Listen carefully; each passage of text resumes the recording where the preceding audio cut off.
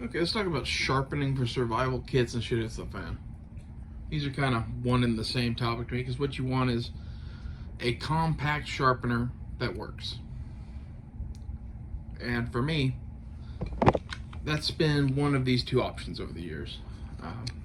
These are DMT folding pocket stones. They pop out like this, fold out, and you can sharpen your shit with them.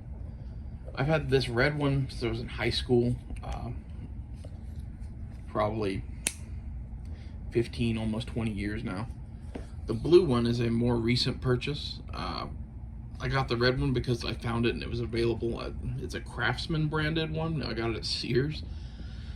And I had no idea who made this or where to find it. I just knew that I had it. I guess it says DMT on it, but I didn't know where or who Diamond Machine Technology was back then.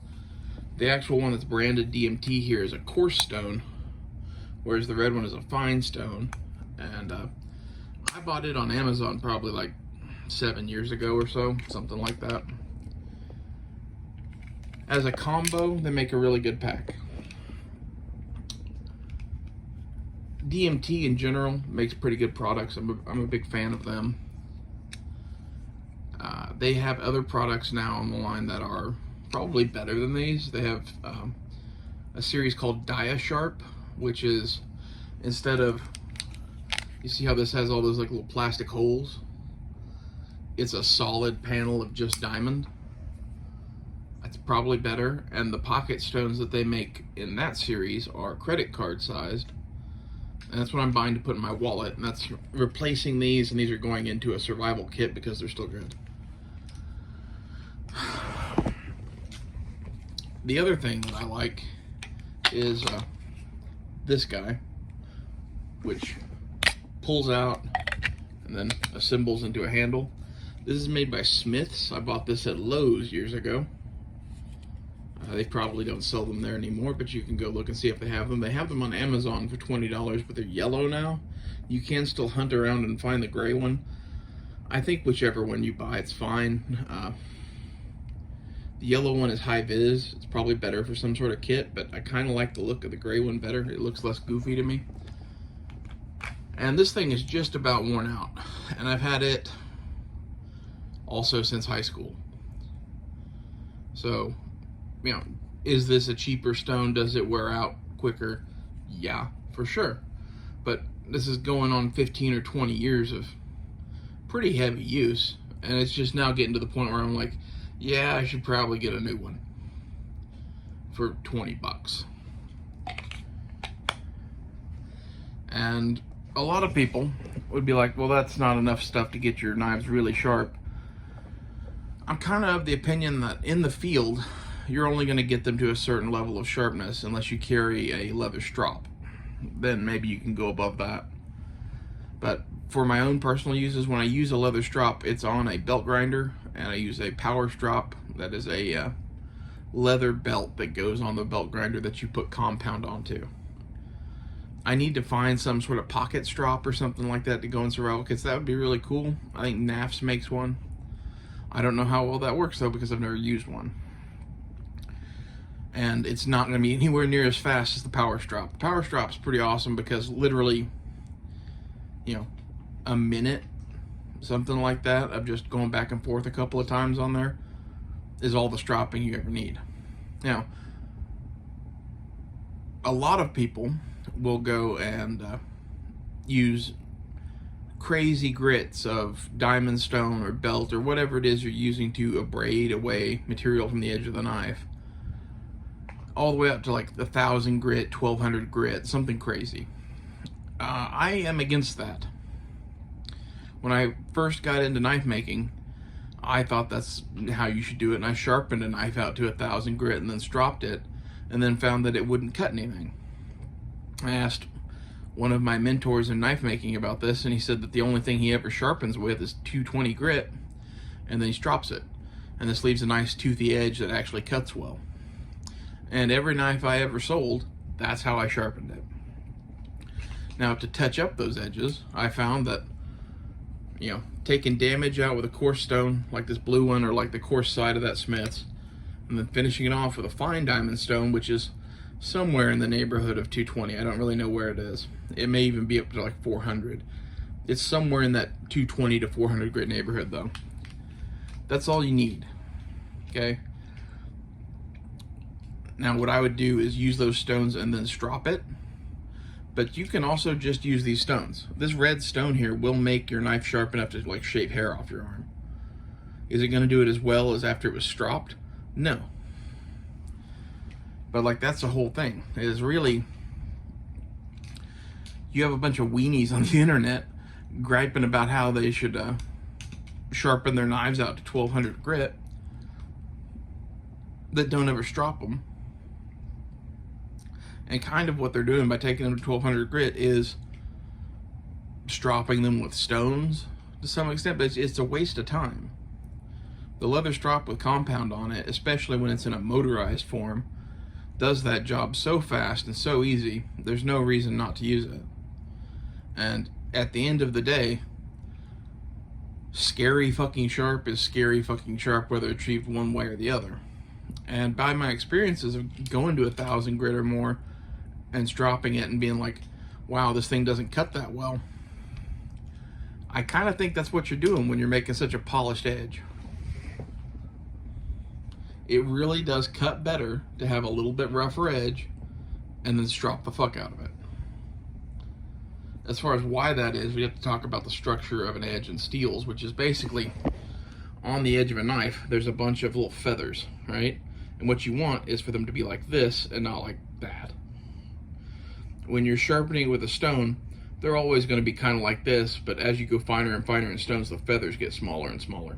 What you want are pretty big feathers and having them aligned. So grind it with 220 grit or 400 grit, whatever grit you pick, somewhere in that range though, and then strop the feathers into place. You know, this also has a slight polishing effect, but it doesn't make a mirror edge like some of these people want. But the truth of the matter is, mirror edges don't cut that well. So what is the fucking point? Well, my knife's got a mirror edge and it cuts just fine. Oh, really? You know, let's take your knife and my knife and drop them on a tomato and see which one cuts in further. Because again, I've literally done this to a knife before and done that test and watched a knife that I just spent 2 hours sharpening bounce the fuck off a tomato because it doesn't have enough bite to cut into that shit. And like, how big of a test is that? I don't know, it's a pretty decent one. Like, if you're just looking at seeing how sharp an edge is, like a tomato's a pretty easy target.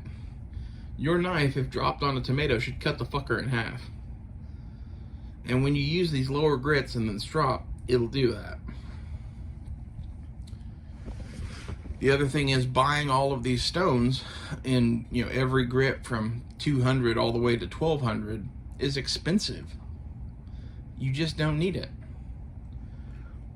You know, if you're not going to buy a power strop, I would look around and find a real strop, probably on Etsy, or that little pocket one from NAFS maybe. Like, look around and find the one that you like that works for you. And just know stropping is probably going to be a 15-30 minute process instead of a 1 minute process.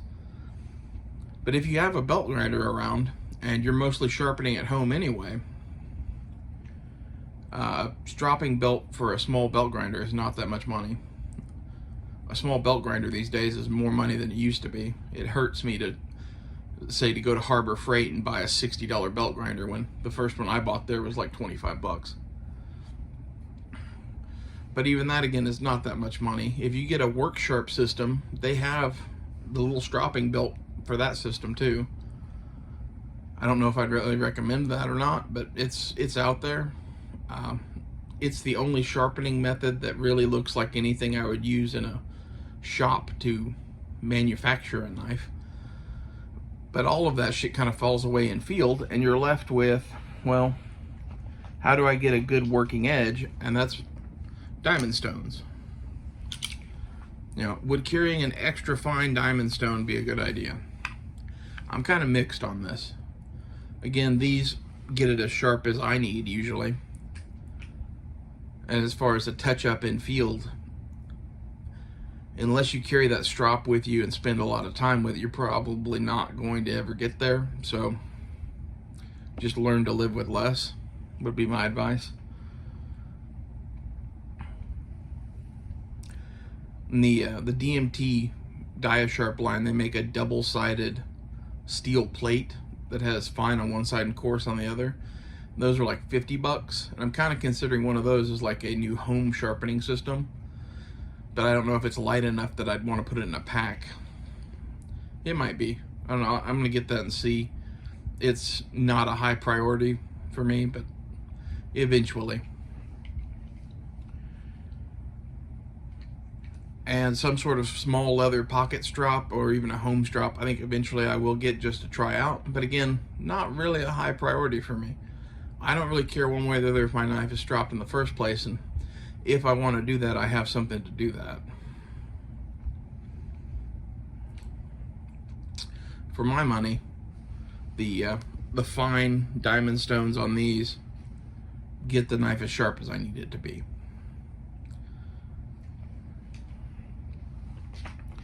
Carrying the extra fine stone will probably give you a slightly keener edge.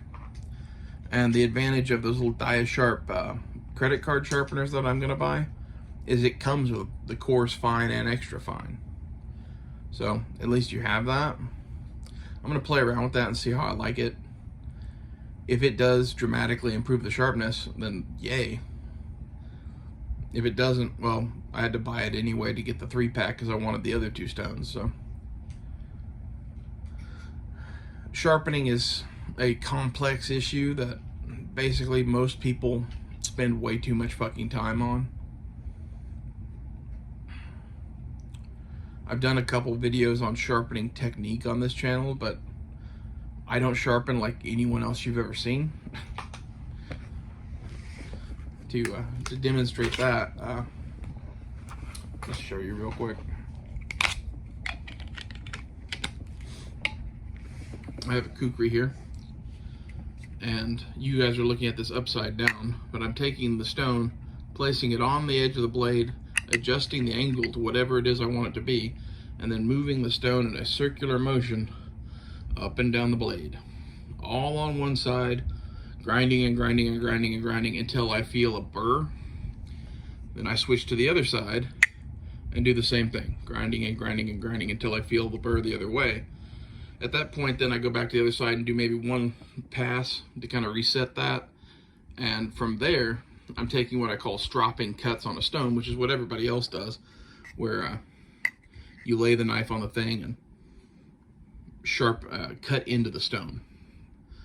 That is better for the final process, but for restoring an edge from completely fucked up, it just takes too much time, in my opinion. After making a bunch of knives, that's how I sharpen. You know, is it removing too much metal? Maybe, according to some people, but like for something like this, it's a huge chunk of shit. Like if it's a little tiny pocket knife, I'm not going to spend near as much time doing those little circular motions. I find this to be more field ready, more consistent for me, and the way that I do that is I sharpen at one angle, and that is the angle that I set, and I do that by placing the knife on my leg, on my knee usually. I have the knife in my hand, place a hand on my knee, holding it at the angle I always hold it at, and sharpening. So these work for me. If you're not going to sharpen that way, and you're going to cut into the stone, I really don't know what to tell you. Cutting into the stone aligns the feathers better for that final pass, but up till then you're just removing metal to the point that it's, you know, semi-sharp. Does your knife always need to be resharpened? Most of the time probably not, but you know, something like this gets all kinds of fucked up using it usually. If you're using it around metal and rocks and dirt and that sort of shit, it's going to get dings in the edge. That's why you carry a coarse stone, and that's why you would do that. If it doesn't need that, then all I'm going to do is take those little stropping strokes cutting into the stone.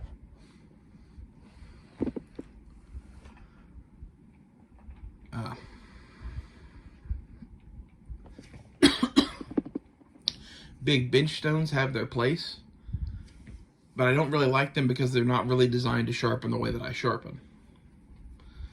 And some of this is highly influenced by, well, these things fit in a pocket, and how do you use one of these things to make your knife actually really sharp? So maybe I'm not the best person to take sharpening advice from.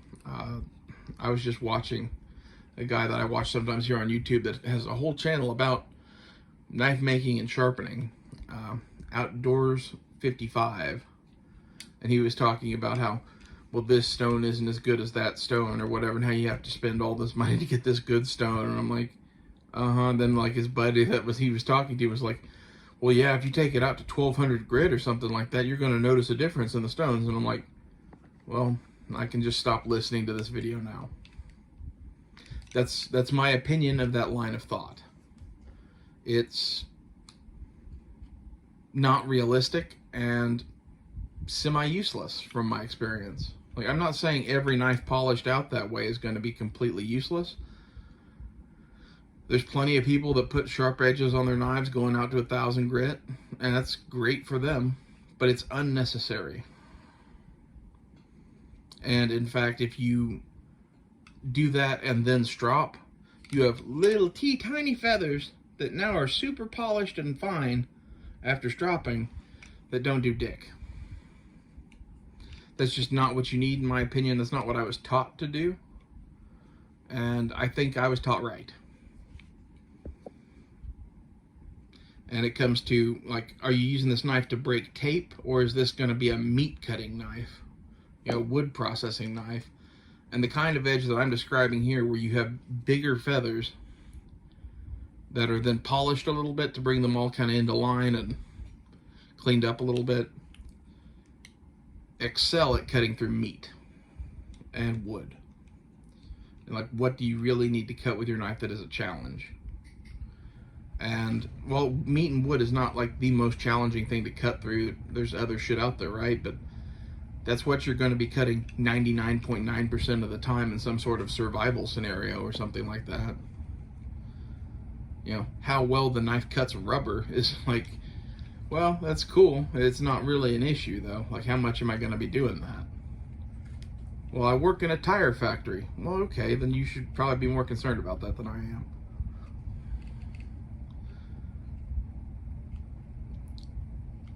In general, you don't need to spend a bunch of money on sharpening equipment. Not when these things together are about 20 or 30 bucks, depending on the price you catch them at, and this thing is 20 bucks on Amazon. And I've literally had these for the better part of 20 years. This one is wearing out and going to get replaced. These two are actually still perfectly good to go. I'm just replacing them because they came out with a superior product that is smaller. And I'm keeping these as a backup kit in my survival kit. As far as buying the big bench stone thing, I might do that, I might not. I might just buy another one of these. For my money, this is a really good sharpener. It's only $20. I really like that it protects the stones with this cover that then becomes a handle. It's a good backpack tool in my mind, whereas just a big metal stone, like, are you going to hurt diamond stones by something rubbing on them in your backpack? Probably not, but maybe. Like, it depends on what you have in there, and like, it's going to wear a spot out in your stone eventually. Like, diamond stones have a life to them. And for those going, well, if diamond stones have a life to them, why don't you get, a hard Arkansas stone or a Norton stone or something like that? And like, those stones have even less of a life to them, in my opinion. Like, that we use the diamond stones because they do a really good job. They sharpen any hardness of steel you can imagine. I don't care how high the Rockwell is. I don't care what super steel it is. Diamond will cut it.